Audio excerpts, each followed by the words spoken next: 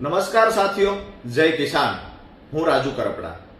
આવતી તારીખ એટલે કે 19/3/2026 સવારે 10 કલાકે તુલસીશ્યામ એટલે ગીર સોમનાથ જિલ્લાના તુલસીશ્યામ ભગવાનના દર્શન કરીને ખેડૂત સંકલ્પ યાત્રાની શરૂઆત થઈ રહી છે. દોસ્તો, ગુજરાતના ઇતિહાસમાં છેલ્લા 40 વર્ષથી બિન રાજકીય રીતે ખેડૂતોના ઉદ્ધાર માટે, ખેડૂતોનું ભલું કરવા માટે બિન રાજકીય રીતે છેલ્લા 40 વર્ષમાં ક્યારેય ન જોઈ હોય એવડી મોટી આ ખેડૂત યાત્રા સૌરાષ્ટ્રના દરેક જિલ્લાઓમાંથી પસાર થઈ રહી છે. ખાસ કરીને યાત્રાનો જે ઉદ્દેશ છે કે ખેડૂતોને કેવી રીતે સમૃદ્ધ બનાવી શકાય, કેવી રીતે ખેડૂતોનું મજબૂત સંગઠન બનાવી અને જ્યારે રાજકીય પાર્ટીઓ ખેડૂતનો માત્ર વોટ બેંક તરીકે ઉપયોગ કરી રહી છે, એ રાજકીય પાર્ટીઓને ખેડૂતોની તાકાતના દર્શન કેવી રીતે કરાવી શકાય, જેના માટે મજબૂત ખેડૂત સંગઠન બનાવવું. ત્યારબાદ દરેક ખેતર સુધી સિંચાઈનું પાણી પહોંચાડવા માટે આવનાર દિવસોમાં શું કરી શકાય, ખાસ કરીને ખેડૂતોને પૂરતા પાકના ભાવ મળે, ખેડૂત દેવામાંથી બહાર કેવી રીતે નીકળી શકે, આ તમામ મુદ્દાઓને લઈ અને સૌરાષ્ટ્રના તમામ જિલ્લાઓમાં ચર્ચા કરવામાં આવશે. મજબૂત ખેડૂત સંગઠન બનાવવાના આશયથી તમામ તાલુકા, જિલ્લા અને તમામ વિધાનસભાઓની અંદર ખેડૂતોની એક સમિતિ બનાવવામાં આવશે. મહત્વની વાત એ છે કે લાંબા સમયથી ખેડૂતો માટે તમામ રાજકીય પાર્ટીઓ વાતો કરે છે, પરંતુ ક્યાંક ને ક્યાંક ખેડૂતોનો માત્ર વોટ બેંક તરીકે ઉપયોગ થયો હોય આવું દેખાય છે.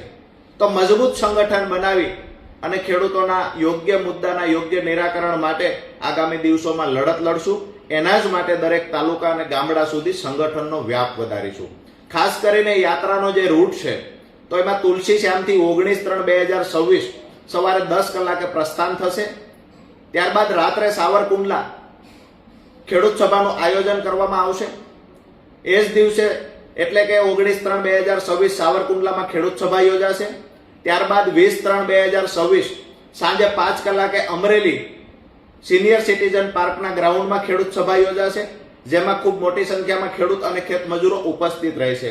એ જ દિવસે એટલે કે 20/3/2026 ની સાંજે 8 કલાકે ધારી ખાતે ખેડૂત સભાનું આયોજન કરવામાં આવ્યું છે. એમાં પણ ધારી, બગસરા આસપાસના મોટી સંખ્યામાં ખેડૂતો સભામાં ઉપસ્થિત રહેશે.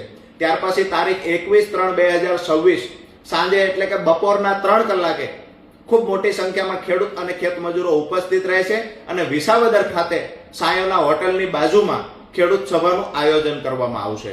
ત્યાર પછી તારીખ 22/3/2026 ના રોજ સાંજે 5 કલાકે માળિયા હાટીના ખાતે દરબાર સમાજ સમૂહ લગ્નના ગ્રાઉન્ડમાં ખેડૂત સભા યોજાશે અને સાંજે એ જ દિવસે એટલે કે 22/3/26 ની સાંજે 8 કલાકે કેશોદ ખાતે ખેડૂત સભા યોજાશે.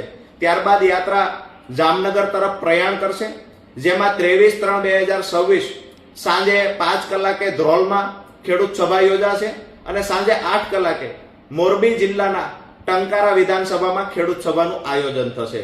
ત્યાર પછી રાજકોટ જિલ્લામાં તારીખ 24/3/2026 રાજકોટ જિલ્લાના જસદણ ખાતે બપોરે 12 કલાકે ખેડૂત સભા યોજાશે, જેમાં ખેડૂત અને ખેત મજૂરો મોટી સંખ્યામાં ઉપસ્થિત રહેશે. અને એ જ દિવસે એટલે કે 24/3/2026 સાંજે 5 કલાકે સુરેન્દ્રનગર જિલ્લાના સુદામડા ખાતે ઐતિહાસિક ખેડૂત સભા યોજાશે, જ્યાં ખેડૂતોનો આ આખી યાત્રાનું સમાપન કરવામાં આવશે.